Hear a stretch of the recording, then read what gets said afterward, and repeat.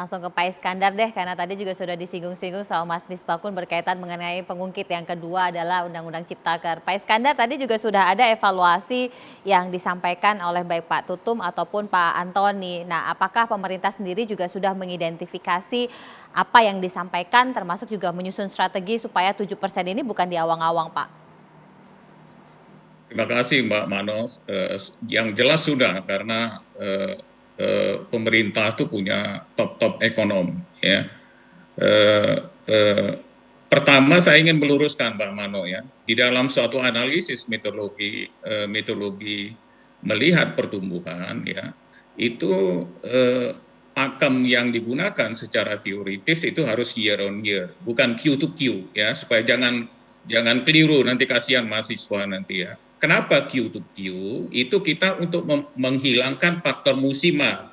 Misalkanlah tadi dibandingkan Q1 dengan Q4, ya jelas dong, orang namanya Desember, ada Natalan, liburan, itu harus selalu lebih tinggi kalau lihat polanya. Kalau nggak percaya, lihat itu pola seasonalnya atau pola musiman ya di dalam mitologi.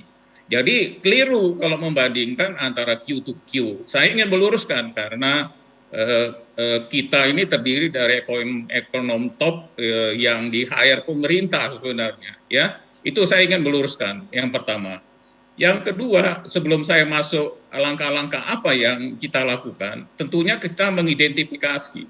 Ini keliru semua mengatakan sulit untuk mencapai pertumbuhan yang dikemukakan oleh Bapak Presiden. Saya ingin mengukakan ini faktor base namanya ya. Di kuartal kedua tahun lalu itu kita kontraksi sebesar minus 5,32 ya. Jadi berdasarkan PDB harga konstan, ngelihat itu Mbak Mano harga konstan supaya kita punya pemahaman yang sama.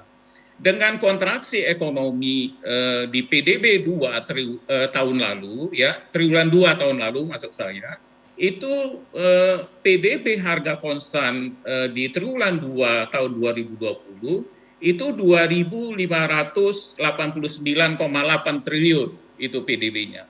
Nah, sekarang kalau kita lihat PDB kita itu di triwulan 1 yang baru keluar itu hampir 2.700 triliun ya.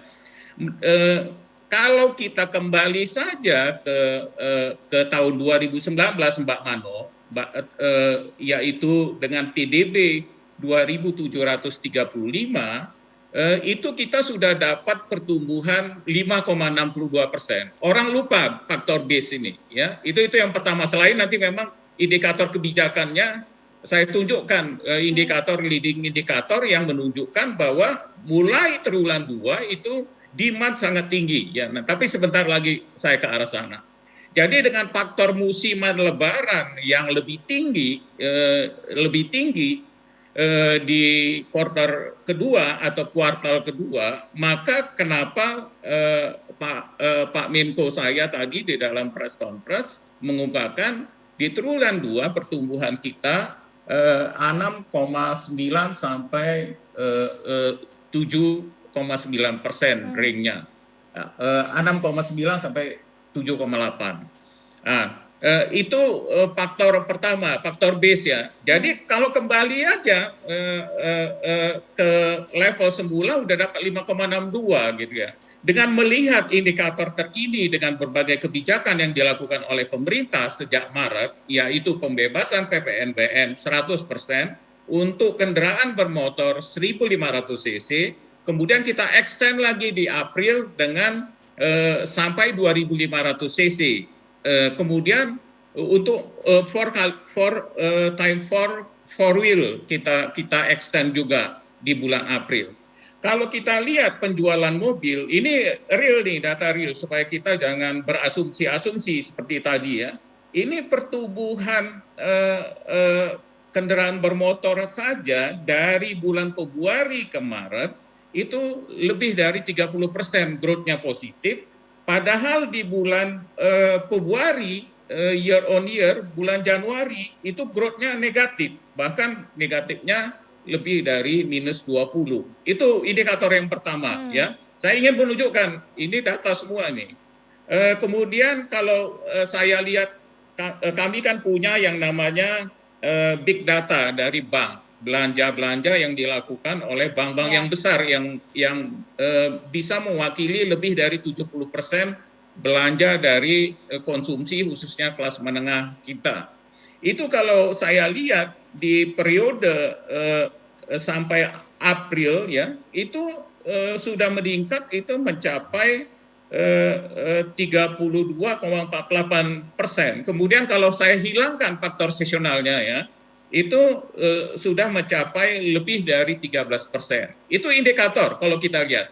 Dengan indikator belanja yang lebih besar, konsumsi yang lebih besar akibat daripada vaksinasi, yaitu merupakan game changer kita. Kita tahu vaksinasi kita kalau di luar negara-negara produser, kita bahkan 4 besar dunia itu kecepatan jumlah vaksinasi yang sudah dilakukan, yaitu terhadap 20,7 juta. Tetapi keseluruhan dunia kita urutan ke-11. Nah, itu fakta yang menunjukkan bahwa memang konsumsi itu sudah meningkat. Salah satu cara mendongkrak ekonomi ketika terjadi krisis seperti COVID, ya peranan pemerintah itu solusinya memang. Maka itu perlindungan sosial itu menjadi penting kalau dilakukan oleh pemerintah. Maka itu kenapa pemerintah meluncurkan anggaran pemulihan ekonomi nasional sebesar 699,4 triliun. Itu tadi leading indikator yang menunjukkan bahwa terjadi pemulihan ekonomi yang cepat di triwulan 2, apalagi menjelang Lebaran ini, Mbak Mano ya. Terlihat juga kalau kita lihat tadi import bahan baku barang modal itu tumbuh positif.